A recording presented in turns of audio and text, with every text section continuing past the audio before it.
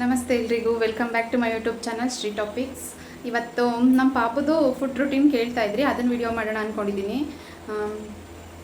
ಅವ್ನಿಗೇನಿಲ್ಲ, ನಾನು ತುಂಬ ಸಿಂಪಲ್, ಜಾಸ್ತಿ ಹೆವಿಯಾಗಿ ಏನೂ ಕೊಡೋದಿಲ್ಲ. ಕಂಪಲ್ಸರಿ ರಾಗಿ ಸರಿ ಇರುತ್ತೆ. ಅದ್ರ ಜೊತೆಗೆ ಏನಾದರೂ ಇವಾಗ ಮಾಡಿಕೊಡ್ತೀನಿ. ಇವತ್ತೇನು ಮಾಡ್ತಾಯಿದ್ದೀನಿ, ಏನೇನು ಕೊಡ್ತೀನಿ ಅಂತ ತೋರಿಸ್ತೀನಿ. ಬನ್ನಿ ಹೇಗೆ ಮಾಡ್ತೀನಿ, ಹೇಗೆ ಕೊಡ್ತೀನಿ ಅಂತ. ನನ್ನ ಪಾಪದು ಫುಡ್ ರೂಟೀನೇ ಇವತ್ತಿನ ವಿಡಿಯೋ ಆಗಿರುತ್ತೆ. ಮಾರ್ನಿಂಗ್ ಟೈಮಲ್ಲಿ ಏನು ಮಾಡ್ತೀನಿ, ರಾಗಿ ಸರಿ ಮಾಡ್ತೀನಿ. ಒಂದೊಂದು ದಿನ ಯಾವುದಾದ್ರೂ ತರಕಾರಿ ಯೂಸ್ ಮಾಡ್ಕೊಂಡು ಅವನಿಗೆ ಅಂತ ಎಕ್ಸ್ಟ್ರಾ ಮಾಡ್ಕೊತೀನಿ.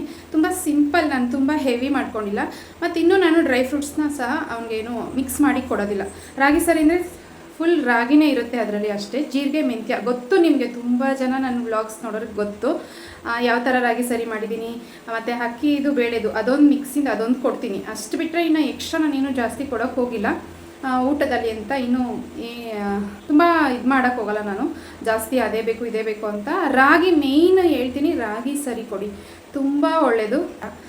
ಇದೇ ಬೆಸ್ಟು ಅಂತ ನನಗನ್ಸುತ್ತೆ. ಅವ್ರ ಡೈಜೆಷನ್ಗಾಗಲಿ ಒಂದು ಫುಡ್ಡು ಅಡ್ಜಸ್ಟ್ ಆಗೋಲ್ಲ ಮಕ್ಕಳ ವಿಷಯದಲ್ಲಿ ಸ್ವಲ್ಪ ಅದು ನಾವು ಏನೇ ಅಂದ್ರೂ ತಿಳಿದು ಮಾಡಬೇಕು, ಅದು ಮೇಯ್ನು. ನನ್ನ ಮಗಂಗೆ ನಾನು ಏನು ಮಾಡ್ತೀನಿ, ಅನಿಶಿಗೂ ಕೂಡ ಇಷ್ಟೇ ಮಾಡಿದ್ದು ನಾನು. ಸೇಮ್ ಇವನಿಗೂ ಅಷ್ಟೇ ಮಾಡ್ತಾಯಿದ್ದೀವಿ. ಅವನಿಗೆ ಅಂದರೆ ಅನ್ನ ತಿನ್ಸೋಕ್ಕೆ ರೂಢಿ ಮಾಡಿಬಿಟ್ಟಿದ್ವಿ. ಸಂಜೆ ಹೊತ್ತು ನಮ್ಮಮ್ಮ ಅನ್ನನ ಮಸ್ತ್ಬಿಟ್ಟು ಬಟ್ಲಲ್ಲಿ ತಿನ್ಸೋಕ್ಕೆ ಸ್ಟಾರ್ಟ್ ಮಾಡಿಬಿಟ್ಟಿದ್ರು, ತುಪ್ಪ ಉಪ್ಪು ಹಾಕ್ಕೊಂಡು. ಆಗ್ಲೂದು ಇಲ್ಲಾಂದರೆ ರೂಢಿ ಆಗೋಲ್ಲ ಅಂತ ಬೇಗನೆ. ಇವನಿಗಿನ್ನೂ ನಾನು ಅನ್ನ ಕೊಟ್ಟಿಲ್ಲ. ಇಷ್ಟು ನನ್ನ ಮಗನ ಫುಡ್ ರೂಟೀನ್ ಅಂದರೆ ಇಷ್ಟೇ. ಪಾತ್ರೆ ತೊಳೆದಿಲ್ಲ, ಇನ್ನೂ ಪಾತ್ರೆ ತೊಳೆಯೋದೊಂದು ಕೆಲಸ ಉಳಿಸಿದ್ದೀನಿ. ಅಷ್ಟರಲ್ಲಿ ಪಾಪು ಎದ್ಬಿಡ್ತಾನಲ್ಲ ಅಂದ್ಬಿಟ್ಟು ಸರಿ ಅವನಿಗೆ ಬೇಗ ಟಿಫನ್ ಮಾಡೋಣ ಅಂತ. ನಂದು ಟಿಫನ್ ಆಯಿತು. ಅಲ್ಲೂ ಎಪ್ಪಾಕಿದ್ದೀನಿ ಇವತ್ತು, ಕೆನೆ ತೆಗ್ದಿಟ್ಟಿರೋದನ್ನ. ಇದನ್ನು ಮಜ್ಜಿಗೆ ಕಡಿಬೇಕು. ಮಲಗಿದ್ದಾನೆ, ಹಂಗಾಗಿ ಸ್ವಲ್ಪ ಟೈಮ್ ಇದೆ ನನಗೆ. ಅವನು ಇದೊಳಷ್ಟೊತ್ತಿ ಮಾಡಿದ್ರೆ ತಿನ್ಸಕ್ಕೆ ಸರಿ ಹೋಗುತ್ತೆ ಅಂದಮೇಲೆ. ನನ್ನ ಪಾಪು 6 ತಿಂಗಳಿದ್ದಾಗ ನಾನು ಫಸ್ಟ್ ಕೊಟ್ಟಿದ್ದೆ ಆ್ಯಪಲ್ಲು.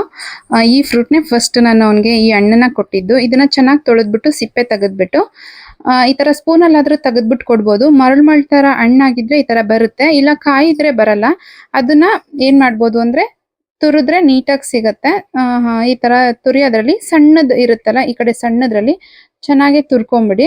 ಇಲ್ಲ ಒಬ್ಬೊಬ್ರು ಕಟ್ ಮಾಡಿ ಸ್ಟೀಮ್ ಮಾಡಿ ಮಾಡ್ತಾರೆ, ನಾನು ಆ ಥರ ಮಾಡಿಲ್ಲ. ಈ ಥರ ತುರಿದ್ಬಿಟ್ಟೆ ಕೊಟ್ಟಿದ್ದು ಅವನಿಗೆ, ಹಂಗಾಗಿ ನಾನು ಇದೇ ಥರ ತೋರಿಸ್ತಾ ಇದ್ದೀನಿ. ಇನ್ನು ಆ್ಯಪಲಲ್ಲಿ ವಿಟಮಿನ್ ಸಿ ಜಾಸ್ತಿ ಇರೋದ್ರಿಂದ ಇಮ್ಯುನಿಟಿ ಪವರ್ಗೆ ತುಂಬ ಹೆಲ್ಪ್ ಆಗುತ್ತೆ.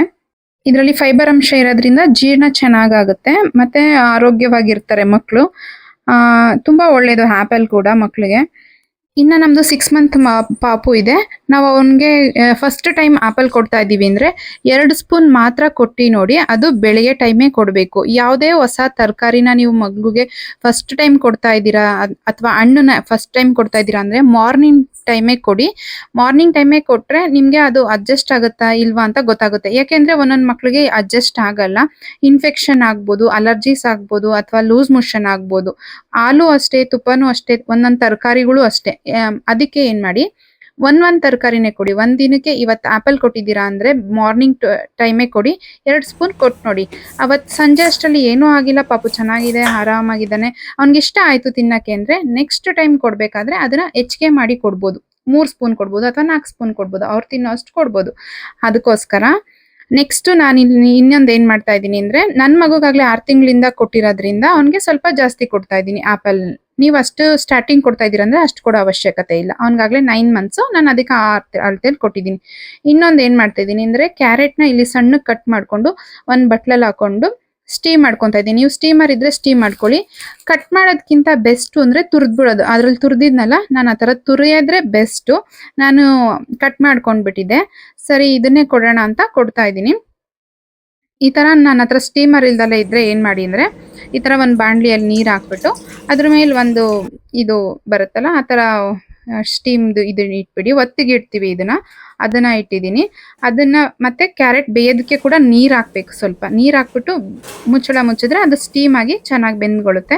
ಅಷ್ಟರಲ್ಲಿ ಸ್ವಲ್ಪ ಪಾತ್ರೆಗಳಿತ್ತಲ್ಲ, ಅದನ್ನು ತೊಳ್ಕೊಂಬಿಡೋಣ, ಅದು ಬೇಯೋ ಅಷ್ಟರಲ್ಲಿ ಅಂತ ಈ ಕೆಲಸ ಮುಗಿಸ್ಕೊತಾ ಇದ್ದೀನಿ. ತಾಯಿ ಅದರ ಜೊತೆಲೇ ಒಂದು ಎಕ್ಸ್ಟ್ರಾ ಕೆಲಸ ಮಾಡ್ಕೊಂಡ್ರೇ ಆಗೋದು. ಹಾಗಾಗಿ ಇದೊಂದನ್ನೇ ಮಾಡೋಕ್ಕಾಗಲ್ವಲ್ಲ ಅಂತ. ಇನ್ನು ಈ ಥರ ಇದ್ದರೆ ಸ್ವಲ್ಪ ಬೇಯೋದು ಕಷ್ಟ. ತುರಿದ್ರೆ ನೀಟಾಗಿ ಆರಾಮಾಗಿ ಬೆಂದ್ಬಿಡುತ್ತೆ.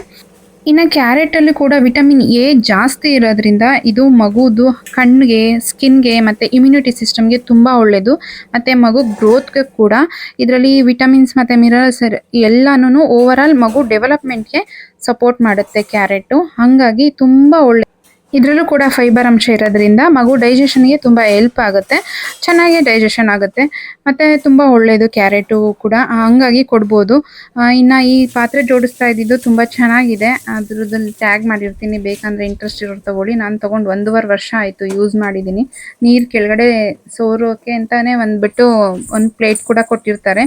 ತುಂಬ ಚೆನ್ನಾಗಿದೆ ಮಾತ್ರ ಅದಂತೂ. ನಾನು ಯಾವಾಗಾದ್ರೂ ಹೇಳ್ಬೇಕು ಅಂದ್ಕೊತೀನಿ, ಅದು ನನಗೆ ಮರ್ತೋಗುತ್ತೆ. ಇವಾಗ ಅಲ್ಲಿ ಜೋಡಿಸ್ತಾ ಇರೋದನ್ನು ನೋಡಿದಾಗ ಹಾಗೆ ನೆನಪಾಯಿತು, ಹಾಗೆ ಶೇರ್ ಮಾಡಿಕೊಂಡೆ. ಹಾಗೆ ಬೀಟ್ರೂಟ್ ಕೂಡ ಕೊಡ್ಬೋದು. ಬಟ್ ಏನು ಅಂದರೆ ಕ್ಯಾರೆಟು ಬೀಟ್ರೂಟ್ ಎರಡು ಮಿಕ್ಸ್ ಮಾಡಿ ಕೊಡಬಾರ್ದು. ಅಂದರೆ ಯಾವುದೇ ತರಕಾರಿ ಆಗಲಿ ಒಂದು ದಿನದಲ್ಲಿ ಒಂದೇ ತರಕಾರಿ ಒಂದೇ ಹಣ್ಣು ಕೊಡಬೇಕು.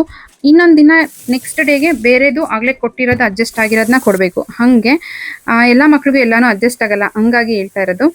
ಮತ್ತು ನೇರಳೆಹಣ್ಣಿತ್ತು, ಸ್ವಲ್ಪ ನೇರಳೆಹಣ್ಣನ್ನ ತೊಳೆಯೋಣ ಅಂತ ತೊಳೆದು ಉಪ್ಪು ಹಾಕಿ ನೆನೆಹಾಕಿ ಇಡ್ತಾ ಇದ್ದೀನಿ. ಇದು ಊರಿಂದ ತಂದಿದ್ರು, ತುಂಬ ಫ್ರೆಶ್ ಆಗಿ ಮತ್ತು ತುಂಬ ಚೆನ್ನಾಗಿತ್ತು. ನನಗಂತೂ ನೇರಳೆಹಣ್ಣು ಅಂದರೆ ತುಂಬಾ ಇಷ್ಟ. ಈ ಸೀಸನಲ್ಲಿ ನೇರಳೆಹಣ್ಣು ಸಿಕ್ಕಿದ್ರೆ ಪ್ಲೀಸ್ ಮರಿದಲ್ಲ ಎಲ್ಲರೂ ತಿನ್ನಿ, ತುಂಬ ಒಳ್ಳೆಯದು. ಇನ್ನು ಮಕ್ಕಳಿಗೆ ಕೊಡಲೇಬಾರ್ದು ಅಂತ ಅಂದರೆ ಏನು ಅಂತ ಅಂದರೆ ಜೇನುತುಪ್ಪ ಕೊಡಬಾರ್ದು 1 ವರ್ಷದವರೆಗೂ. ಮತ್ತು ಸಕ್ಕರೆ ಕೊಡಬಾರ್ದು, ಸಿಹಿ ಅಂಶದ್ದು ಯಾವುದು ಕೊಡೋಕ್ಕೆ ಹೋಗಬಾರ್ದು. ನೆಕ್ಸ್ಟ್ ಈಗ ಕಡಲೆ ಬೀಜ ಆಗಲಿ ಪೂರ್ತಿ, ಮತ್ತು ಬಾದಾಮಿ ಆಗಲಿ, ಗೋಡಂಬಿ, ದ್ರಾಕ್ಷಿ ಪೂರ್ತಿ ಇರುತ್ತಲ್ಲ, ಒಂದೊಂದು ಪೀಸ್ನ ಬಾಯಿಗಿಟ್ಟು ಆ ಥರ ಎಲ್ಲ ಮಾಡೋಕ್ಕೆ ಹೋಗಬಾರ್ದು. ಮತ್ತು ತರಕಾರಿನೂ ಅಷ್ಟೇ ಚೆನ್ನಾಗಿ ಬೇಯಿಸ್ಬಿಟ್ಟು ಕೊಡಬೇಕು. ಆ್ಯಪಲ್ಲು ನೀಟಾಗಿ ತೊಳೆದು ಕೊಡಬೇಕು.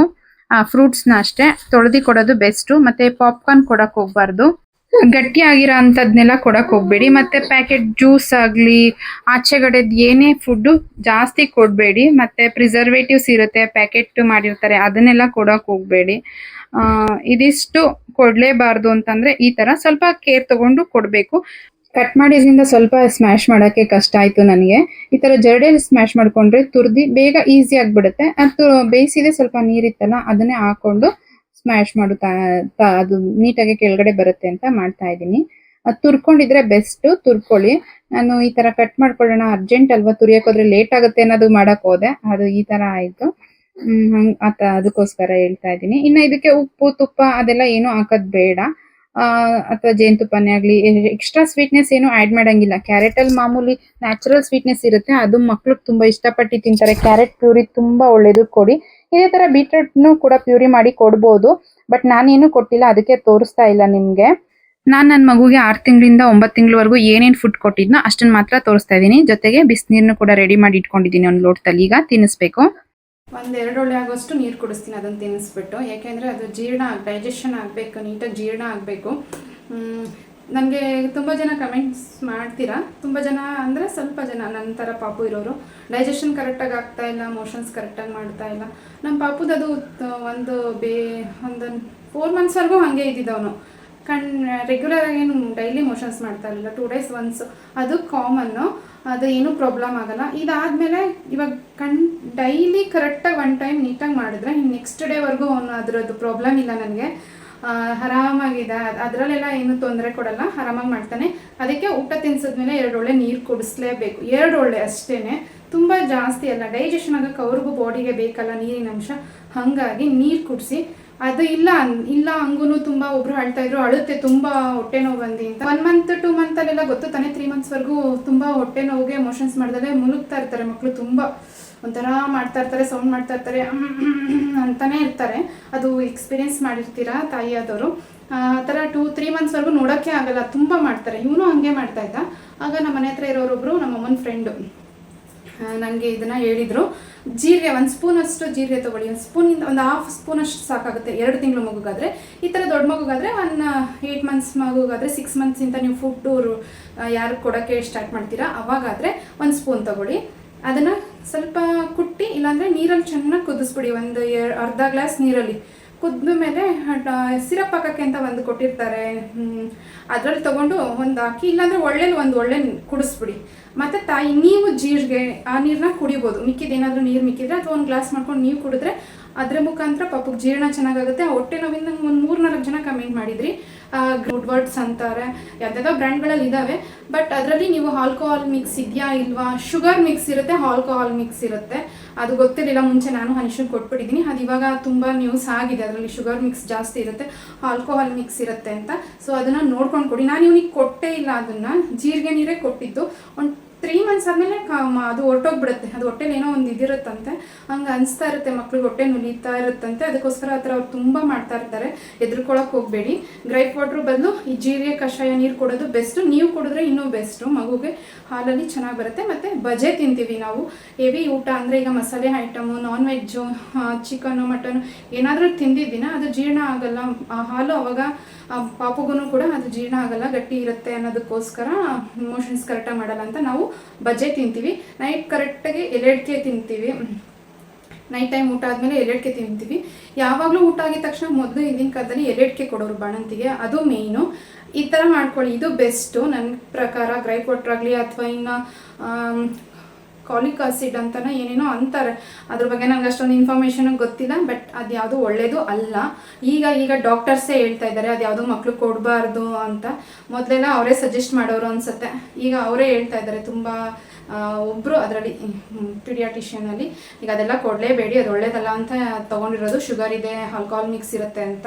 ಇದು ತುಂಬ ನಾನು ನ್ಯೂಸ್ ನೋಡಿರೋದ್ರಿಂದ ಅದು ಯಾವುದೂ ಕೊಡಲ್ಲ. ನಾನು ಜೀರಿಗೆ ನೀರು ಕೊಡ್ತೀನಿ, ಅದನ್ನು ಕೊಡ್ಬೋದು, ಬೆಸ್ಟ್. ಇದು ನನಗೆ ಕಮೆಂಟಲ್ಲಿ ಬಂದಿತ್ತು, 3-4 ಜನ ಕೇಳಿದ್ರು, ನಾನು ಕಮೆಂಟಲ್ಲೇ ರಿಪ್ಲೈ ಮಾಡಿದ್ದೀನಿ ಕೂಡ. ಆದರೂ ಡೌಟ್ ಇರೋರಿಗೆ ಇದು ಇವಾಗ ಕ್ಲಾರಿಟಿ ಕೊಟ್ಟಿದ್ದೀನಿ. ನೀರು ಕುಡಿಸಿ. ತುಂಬ ಬಿಸಿಲು ಇತ್ತು, ಈಗ ಸ್ವಲ್ಪ ಕಡಿಮೆ ಆಗಿದೆ. ಇವಾಗ ಏನು ಅವಶ್ಯಕತೆ ಇಲ್ಲ. ತುಂಬ ಬಿಸಿಲು ಇರೋ ಟೈಮಲ್ಲಿ ನೀವು ಕೊಟ್ಟಿಲ್ಲ ಅಂದರೆ ಬಾಡಿ ಡಿಹೈಡ್ರೇಟ್ ಆಗೋಗುತ್ತೆ, ಸ್ವೆಟ್ ಆಗೇ ಆಗ್ತಾರೆ ಮಕ್ಕಳು, ತುಂಬಾ ಸ್ವೆಟ್ ಆಗ್ತಾರೆ, ಅದರಲ್ಲೂ ಎಳೆ ಮಕ್ಕಳು ಬಿಸಿ ಬೆಚ್ಚಗಿರೋದ್ರಿಂದ. ಸೊ ನೀರು ಕೊಡಿ. ಸ್ವಲ್ಪ ಎದ್ದಿದ್ದಾನೆ ಅಂತ ಹೋದರೆ ಇನ್ನೂ ನಿದ್ದೆ ಮೂಡಲೇ ಇದ್ದಾನೆ. ಲೇಟ್ ಆಯಿತು ಇವತ್ತು, ಬಟ್ ನಾನು ಎಬ್ಸಿಲ್ಲ, ಅವನೇ ಇಟ್ಕೊವನೇ ಎದ್ದಳ್ಳಿ ಅಂತ. ಓನ್ ಆತಪ್ಪ ಒಮ್ಮು ತಿನ್ನಕ್ಕದ್ದಾ. ನಮ್ಮ ತಾತ ಹೇಳೋರು, ನಮ್ಮ ಪ್ರಗತಿ ಹುಟ್ಟಿರೋ ಟೈಮಲ್ಲಿ ಮಕ್ಕಳನ್ನ ಎಬ್ಬಿಸ್ಬಿಟ್ಟು ಊಟಕ್ಕೆ ಟೈಮ್ ಆಯಿತು ಅಂತ ತಿನ್ನಿಸ್ಬಾರ್ದಂತೆ, ಅವರೇ ನಿದ್ದೆಯಿಂದ ಎದ್ದ ಮೇಲೆ ತಿನ್ನಿಸ್ಬೇಕಂತೆ. ಅಷ್ಟು ನಿದ್ದೆ ಮುಖ್ಯ ಅಂತೆ ಮಕ್ಕಳಿಗೆ. ಹಾಗಾಗಿ ಇವನು ಆವಾಗಲೇ ಸೌಂಡ್ ಮಾಡ್ತಾ ಇದ್ದ ಎದ್ದು ಹಾಂ ಅಂತ, ಬಟ್ ಹಂಗೆ ಮಲ್ಕೊಂಬಿಟ್ಟಿದ್ದಾನೆ. ಮತ್ತೆ ಇನ್ನೂ ನಿದ್ದೆ ಇದೆ ಅವನಿಗೆ. ಬಟ್ ಅವನೇ ಎದ್ದಿರೋದು. ನಾನು ಅವನೇ ಎದ್ದಳವರೆಗೂ ವೆಯ್ಟ್ ಮಾಡ್ತೀನಿ. ಊಟದ ಟೈಮ್ಗಿಂತ ನಿದ್ದೆ ಮುಖ್ಯ, ಇದೊಂದು ಹೇಳ್ಬೇಕಿತ್ತು. ಈಗ ತಿನ್ನಿಸ್ತೀನಿ. ಇನ್ನು ಪಾಪುಗೆ ಊಟ ತಿನ್ನಿಸ್ಬೇಕಾದ್ರೆ ಅವ್ನ ಮುಂದೆ ಈ ಥರ ಫುಲ್ಲು ಅವ್ನಿಗೆ ಏನೇನು ಇಷ್ಟನೋ ಅದೆಲ್ಲ ಒಂದೊಂದು ಸ್ವಲ್ಪ ಚಿಕ್ಕದೆಲ್ಲ ಅಂತ ತುಂಬ ನಾನೇನು ಆಟ ಸಾಮಾನುಗಳೆಲ್ಲ ಅವ್ನಿಗೆ ಇಟ್ಟಿಲ್ಲ. ಸುಮ್ಮನೆ ದೊಡ್ಡದಾಗ ಕೈಗೆ ಸಿಗಬೇಕು ಅವ್ನಿಗೇನು ಅದು ಒಂದು ಅವನು ಇಟ್ಕೊಳ್ಳಲ್ಲ. ಒಂದಾದ್ಮೇಲೆ ಒಂದು 5-6 ಥರ ಇರಬೇಕು. ಹಾಗಾಗಿ ಒಂದು 5-6 ಥರ ಏನಾದರೂ ಇಟ್ಟಿರ್ತೀನಿ ಮುಂದೆ, ಅದರಲ್ಲಿ ಆಟ ಆಡಿಕೊಂಡು ತಿನ್ಸೋದು. ಫೋನು ಟಿವಿ ತೋರಿಸ್ಕೊಂಡು ತಿನ್ಸಕ್ಕೆ ಹೋಗ್ಬೇಡಿ ಮಕ್ಕಳಿಗೆ, ಅದಂತೂ ತುಂಬ ಡೇಂಜರ್. ಎಷ್ಟೇ ಚಿಕ್ಕ ಮಕ್ಕಳು ಆದ್ರಷ್ಟೇ, ಎಷ್ಟೇ ದೊಡ್ಡ ಮಕ್ಕಳು ಅಷ್ಟೇ. ತಿನ್ನಲಿಲ್ಲ ಅಂದರೂ ಪರವಾಗಿಲ್ಲ, ಒಂದೊತ್ತು ಉಪವಾಸ ಇದ್ರೂ ನಡೆಯುತ್ತೆ, ಒಂದು ತುತ್ತು ಕಡಿಮೆ ತಿಂದ್ರೂ ನಡೆಯುತ್ತೆ. ಮತ್ತು ಸ್ಪೂನ್ಗಿಂತ ಬೆಸ್ಟ್ ನನಗೆ ಕೈಯಲ್ಲೇ ತಿನ್ಸೋದು. ನಾನು ಕೈಯಲ್ಲೇ ತಿನ್ನಿಸ್ಬಿಡ್ತೀನಿ. ನೋಡೋಣ ಅಂತ ಸ್ಪೂನಲ್ಲಿ ತಿನ್ಸಕ್ಕೆ ಹೋದೆ, ಬಟ್ ಒಂದು ಸ್ವಲ್ಪ ಹೊತ್ತಾದ್ಮೇಲೆ ಕೈಯಲ್ಲಿ ತಿನ್ನಿಸ್ಬಿಟ್ಟೆ. ನಂಗೆ ಕೈಯಲ್ಲಿ ತಿನ್ಸೆ ನನಗೆ ಅಭ್ಯಾಸ, ನನಗೆ ಅದೇ ಕಂಫರ್ಟಬಲ್ ಆಗಿರುತ್ತೆ. ಹಂಗಾಗಿ ಇನ್ನು ಅಲ್ಲೇ ನೀರು ಇಟ್ಕೊಂಡಿರ್ತೀನಲ್ಲ, ಕೈ ತೊಳೆದ್ಬಿಟ್ಟು ಅಲ್ಲೇ ಮೂತಿ ಎಲ್ಲ ತೊಳೆದ್ಬಿಟ್ಟು ಅದನ್ನು ನೀವಳಿಸ್ತೀನಿ ಅವನಿಗೆ 3 ಸತಿ. ತಿಂದಿದ್ದ ಬಟ್ಲನ್ನ ನೀವಳಿಸ್ಬಿಡ್ತೀವಿ. ಮತ್ತು ನೀರನ್ನ ಹಂಗೆ ಲೋಟದಲ್ಲಿ ಕೊಟ್ಟು ಟ್ರೈ ಮಾಡ್ತೀನಿ ಕುಡಿಯೋಕ್ಕೆ. ಕುಡಿತಾನೆ ಅವನು, ಬೇಕಂದರೆ ಕುಡಿತಾನೆ, ಇಲ್ಲ ಅಂದ್ರೂ ಒಂದು ಸ್ವಲ್ಪ ಸ್ಪೂನಲ್ಲಾದ್ರೂ ಕುಡಿಸ್ತೀನಿ ನಾನು ತೊಡೆ ಮೇಲೆ ಮಲಗಿಸ್ಕೊಂಡು. ನೀರು ಊಟ ತಿಂದಮೇಲೆ ಒಂದು 2 ಸ್ಪೂನ್ ಕುಡಿಸಿದ್ರೆ ಡೈಜೆಷನ್ಗೆ ಬೆಸ್ಟು. ತಾಯಿ ಕಣ್ಣೇ ಜಾಸ್ತಿ ಇರುತ್ತೆ, ನನ್ನ ಕಣ್ಣು ಮತ್ತು ಅವ್ರ ಅಪ್ಪನ ಕಣ್ಣೇ ಜಾಸ್ತಿ. ಪಾಪು ಮೇಲೆ ದೃಷ್ಟಿ ಆಗ್ಬಿಡುತ್ತೆ, ಯಾವಾಗ ತೆಗೆದ್ರು ಕೈಯಲ್ಲಿ ಅಷ್ಟು ಇದು ಬಂದ್ಬಿಡುತ್ತೆ. ನಮ್ಮ ಅಜ್ಜಿನೂ ಹೇಳ್ತಾ ಇದ್ರು, ಮಕ್ಳಿಗೆ ತಾಯಿ ಕಣ್ಣು ನಾಯಿ ಕಣ್ಣು ಇದ್ದಂಗೆ, ಯಾವಾಗಲೂ ಮಗು ನೋಡ್ಬೇಡ ಅಂತ. ನಮ್ಮ ಹನೀಶಲ್ಲಿ ಬಿಳಿ ಗೋಡೆ ನೋಡು, ಅವನ್ನೇ ನೋಡ್ತಾ ಇರಬೇಡ, ಯಾವಾಗ್ಲೂ ತೊಡೆ ಮೇಲೆ ಮಲಗಿಸ್ಕೊಂಡು ಅಥವಾ ಪಕ್ಕದಲ್ಲಿ ಮಲಗಿದ್ದಾಗ ಹಂಗೆ ನೋಡಬಾರ್ದು, ದೃಷ್ಟಿ ಜಾಸ್ತಿ ಆಗುತ್ತೆ ಅಂತ. ನಮ್ಮದೇ ದೃಷ್ಟಿ ಜಾಸ್ತಿ ಆಗೋದು. ಇನ್ನು ಹಿಂಗೆ ಕುಂಡಿಸ್ಕೊಂಡು ಒಂದು ಸ್ವಲ್ಪ ಹೊತ್ತು ಆಟ ಆಡಿಸ್ತಾ ಇರ್ತೀನಿ.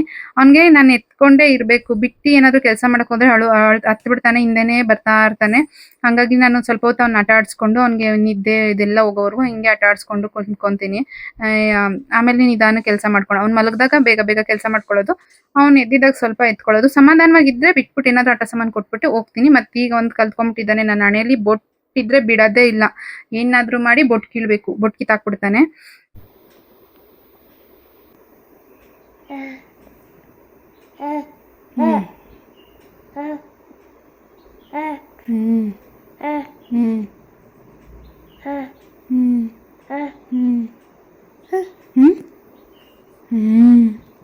ಬಂದ್ಬಿಟ್ಟದ ನೇಲ್ಸ್ ಬೆಳೆದ್ಬಿಟ್ಟದಲ್ಲ ಚಿನ್ನಿ ನಿಂಗೆ.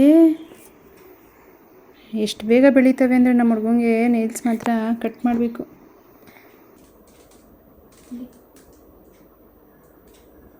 ರಾಮ ಸೀತಾ ಮಾಡು. ರಾಮ ರಾಮ ರಾಮ ಸೀತಾರಾಮ ರಾಮ ರಾಮ ರಾಮ ಸೀತಾರಾಮ ರಾಮ ರಾಮ ರಾಮ ಸೀತಾರಾಮ. ಇನ್ನು ಅವ್ನು ಯಾವಾಗಾದ್ರೂ ಫ್ರೀ ಆಗಿದ್ರು ಈ ಥರ ಹೇಳ್ಕೊಡ್ತೀನಿ ನಾನು ಅವನಿಗೆ. ರಾಮ ಸೀತಾ ಮಾಡೋದಾಗ್ಲಿ, ಒಂದು ಕಚ್ಚೆಗುಳಿ ಕೊಡೋದಾಗ್ಲಿ, ಕ್ಲಾಪ್ಸ್ ಮಾಡು ಅನ್ನೋದಾಗ್ಲಿ, ಈ ಥರ ಯಾವ್ದಾದ್ರು ಒಂದು ಹಾಡಾಗ್ಲಿ ಈ ಥರ ಮಾಡ್ತಾ ಇರ್ತೀನಿ ನಾನು ಜಾಸ್ತಿ. ಅವನಿಗೆ ಗೊತ್ತಾಗ್ಬೇಕಲ್ವಾ ಅಂತ ಅಂದ್ಬಿಟ್ಟು. ಇನ್ನು ಮಕ್ಕಳನ್ನ ಯಾವಾಗಲೂ ನಮ್ಮ ಹತ್ರ ತೊಡೆ ಮೇಲೆ ಕುಂಡಿಸ್ಕೊಳ್ಳೋದು, ಮತ್ತು ನಾವು ಕೈಯಿಂದ ತಿನ್ಸೋದು, ಇದೆಲ್ಲ ತುಂಬ ಒಳ್ಳೆಯದು. ಬಾಂಡಿಂಗ್ ಚೆನ್ನಾಗಿ ಬೆಳೆಯುತ್ತೆ ಅಲ್ಲಿಂದ. ತಾಯಿ ಅನ್ನೋದೊಂದು ಫೀಲ್ ಬರುತ್ತೆ. ಸ್ಪೂನು ಅಥವಾ ದೂರ ಕುಂಡಿಸಿ ವಾಕರಲ್ಲೋ ಏಂದ್ರಲ್ಲೋ ಅದೆಲ್ಲ, ಮತ್ತು ಚೇರ್ ಮೇಲೆ ಕುಂಡಿಸೋದು ಈ ಟೈಮಲ್ಲಿ ಸ್ವಲ್ಪ ಬೇಡ. ಇನ್ನು ಸ್ವಲ್ಪ ದೊಡ್ಡವರಾದ್ಮೇಲೆ ಅದೆಲ್ಲ ಒನ್ ಟೈಮ್ ಯಾವಾಗಾದ್ರೂ ಅಂದರೆ ಪರವಾಗಿಲ್ಲ, ಓಕೆ. ಎಮರ್ಜೆನ್ಸಿ ಯಾವಾಗಾದ್ರೂ ಒನ್ ಟೈಮ್ ಅಂದರೆ ಪರವಾಗಿಲ್ಲ. ಇನ್ನು ನನ್ನ ಮಗುಗೆ ನಾನು ಕೂದಲು ಅಂದರೂ ಅಷ್ಟೇ, ನಾನು ಅದಕ್ಕೆ ಬಿಡೋದೇ ಇಲ್ಲ. ಯಾವಾಗಲೂ ಸಿಂಬೆ ಥರ ಕಟ್ಟೇ ಇರ್ತೀನಿ. ಒಂದೇ ಒಂದು ಕೂದಲು ಹಿಂಗೆ ಮುಂದೆ ಹಾರಾಡ್ತಾ ಇದ್ರೂ ಹಿಡ್ಕೊಂಡು ಹಾಕಿ ಎಳೆದ್ಬಿಡ್ತಾನೆ. ಅಷ್ಟು ಕೂದಲು ಬೊಟ್ಟು ಇದೆಲ್ಲ. ಅಲ್ಲ ಅಲ್ಲೊಂದಿಲ್ಲ ಊಟ ಮಾಡು. ಅಲ್ಲೊಂದಿಲ್ಲಂಗೆ ಊಟ ಚಂದ್ರನ ಬೆಳೆ ತೋಟ ತೋಟಕ್ಕೋಗೋದು ಹೆಂಗೆ ಹಿಂಗೆ ಹಿಂಗೆ ಹಿಂಗೆ ಹಿಂಗೆ ಹಿಂಗೆ ಹಿಂಗೆ ಹಿಂಗೆ ಮಾಡಿ.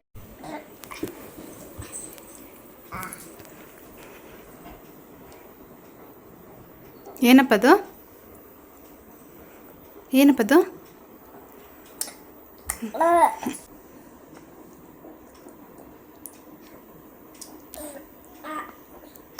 ಅಲ್ಲ ಅದು. ನಾನೇನಾದರೂ ಬಿದ್ದಾಗ ತಿಂದಾಗ ಅದು ತಿನ್ಬೇಡ ಅನ್ನೋದಕ್ಕೆ ಎಲ್ಲನೂ ಅಂತಾನೆ.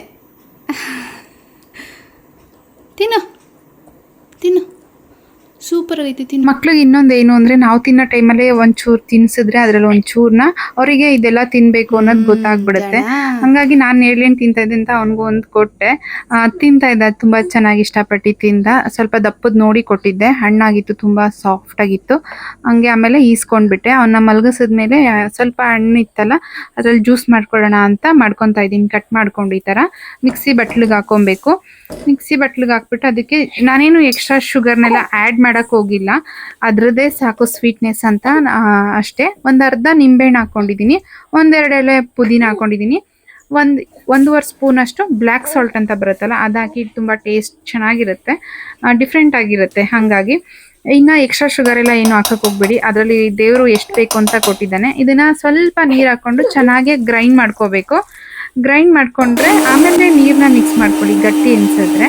ಏಕೆಂದರೆ ಈಗ ಜಾಸ್ತಿ ನೀರು ಹಾಕ್ಕೊಂಡ್ರೆ ಬಿಡುತ್ತಲ್ಲ, ಹಂಗಾಗಿ ಸ್ವಲ್ಪ ನೀರು ಹಾಕ್ಕೊಂಡು ಗ್ರೈಂಡ್ ಮಾಡಿಕೊಂಡು ಆಮೇಲೆ ಸ್ವಲ್ಪ ನೀರನ್ನ ಮಿಕ್ಸ್ ಮಾಡಿಕೊಂಡೆ ನಾನು. ಈ ಸೀಸನ್ ಮುಗಿಯೋಷ್ಟರಲ್ಲಿ ಟ್ರೈ ಮಾಡಿ ನನಗೆ ಕಮೆಂಟ್ ಮಾಡಿ. ಟೇಸ್ಟ್ ಅಂತೂ ಸಖತ್ತಾಗಿತ್ತು ಮತ್ತು ಡಿಫ್ರೆಂಟ್ ಆಗಿತ್ತು. ಮತ್ತು ದೇವ್ರಿಗೂ ಕೂಡ ಗೊತ್ತು ನೋಡಿ, ಫಸ್ಟು ನಮಗೆ ಹಲಸಿನಣ್ಣು, ಮ್ಯಾಂಗೋ, ಹಲಸಿನಣ್ಣು, ಆಮೇಲೆ ನೇರಳೆಹಣ್ಣು ಕೊಟ್ಟಿದ್ದಾನೆ ಪ್ರಕೃತಿ. ಯಾಕೆ ಅಂದರೆ ಫಸ್ಟು ಈ ಹಲಸಿನಣ್ಣು, ಮಾವಿನಣ್ಣೆಲ್ಲ ತಿಂದಮೇಲೆ ಅದರಿಂದ ಶುಗರು ಲೆವೆಲ್ ಸ್ವಲ್ಪ ಮನುಷ್ಯನಲ್ಲಿ ಇನ್ಕ್ರೀಸ್ ಆಗುತ್ತೆ. ಅದರ ನೆಕ್ಸ್ಟು ನೇರಳೆಹಣ್ಣು ಕೊಟ್ಟು ತಿಂದು ಸ್ವಲ್ಪ ಕಡಿಮೆ ಮಾಡ್ಕೊಳಪ್ಪ, ಶುಗರ್ ನಿನಗೆ ಜಾಸ್ತಿ ಆಗುತ್ತೆ ಅಂತ ಕೊಟ್ಟಿದ್ದಾನೆ. ಯೋಚನೆ ಮಾಡಿ, ಶುಗರ್ ಇರೋರು ತಿಂತಾರೆ ನೇರಳೆಹಣ್ಣು, ಗೊತ್ತಿರ್ಬೋದು ಇದರಲ್ಲಿ ಶುಗರ್ನ ಕಡಿಮೆ ಮಾಡೋ ಅಂಥ ಪ್ರಾಪರ್ಟೀಸ್ ಇದೆ ಅಂತ. ಮತ್ತು ಬೀಜದಿಂದನೂ ಕೂಡ ಇವಾಗೆಲ್ಲ ಪೌಡ್ರ್ ಮಾಡಿಕೊಂಡು ತಿನ್ನೋದಾಗಲಿ ಅಥವಾ ಕಾಫಿ ಮಾಡ್ಕೊಂಡು ಕುಡಿಯೋದಾಗಲಿ ಮಾಡ್ತಾ ಇದ್ದಾರೆ, ಎಲ್ರಿಗೂ ಗೊತ್ತು. ಇನ್ನು ಇದಕ್ಕೆ ಸ್ವಲ್ಪ ಉಪ್ಪು ಖಾರ ಹಾಕ್ಬಿಟ್ಟು ತಿಂದೆ, ಇದು ಇನ್ನೂ ಟೇಸ್ಟ್ ಚೆನ್ನಾಗಿತ್ತು. ಒಂದು 5 ನಿಮಿಷ ಬಿಟ್ಟರೆ ಅಂತೂ ತುಂಬ ಚೆನ್ನಾಗಿ ಉಪ್ಪು ಖಾರ ಹಿಡ್ದಿರುತ್ತೆ, ಅದಂತೂ ಸಖತ್ತಾಗಿ ಬರುತ್ತೆ. ಮಸ್ಟ್ ಟ್ರೈ ಮಾಡಿ. ಹಾಕೊಂಡಿದ್ದೀನಿ, ನೀರು ಬರ್ತಾ ಇದೆ, ಸೂಪರ್ ಇದೆ.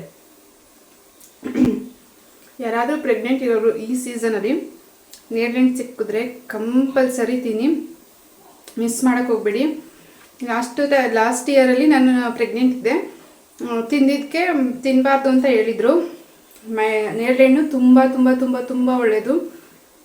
ಈ ಪ್ರೆಗ್ನೆನ್ಸಿ ಟೈಮಲ್ಲಿ ಶುಗರ್ ಬರುತ್ತೆ ಪ್ರೆಗ್ನೆಂಟ್ ವುಮನ್ಸ್ಗೆ, ಆ ಶುಗರ್ ಬರೋದು ಅವಾಯ್ಡ್ ಆಗುತ್ತೆ. ಮಸ್ಟ್ ಆ್ಯಂಡ್ ಶುಡ್ ತಿನ್ನಿ. ಪಾಪುಗೂ ಒಳ್ಳೇದು, ನಿಮಗೂ ಒಳ್ಳೇದು. ನಮ್ಮ ಪಾಪು ನೋಡಿ ಕರ್ರಿಗೇನಿಲ್ಲ, ಬೆಳ್ಳಿಗೆ ಇದ್ದಾನೆ. ಹನೀಶಂದ್ರಲ್ಲೂ ತಿಂದಿದ್ದೆ, ಹನೀಶಂದ್ರಲ್ಲೂ ಹಿಂಗೆ ತಿನ್ನಬಾರ್ದು ಸ್ವಲ್ಪ ಬ್ಲ್ಯಾಕ್ ಆಗಿಬಿಡುತ್ತೆ ಬೇಬಿ ಇಂದಿದ್ದಕ್ಕೆ ಎದ್ಕೊಂಡು ಸ್ವಲ್ಪ ತಿಂದಿದ್ದೆ. ಲಾಸ್ಟ್ ಟೈಮ್ ಜಾಸ್ತಿನೇ ತಿಂದಿದ್ದೆ. ಅವನಿಗೂ ಒಳ್ಳೇದು, ನಿಮಗೂ ಒಳ್ಳೇದು, ಇಬ್ರಿಗೂ ಒಳ್ಳೇದಾಗುತ್ತೆ. ತುಂಬ ಚೆನ್ನಾಗಿದೆ. ಪ್ರೆಗ್ನೆಂಟ್ ಇರೋರು ಪ್ಲೀಸ್ ತಿನ್ನಿ, ಎಲ್ರಿಗೂ ಒಳ್ಳೇದು, ಎಲ್ರಿಗೂ ತಿನ್ನಿ.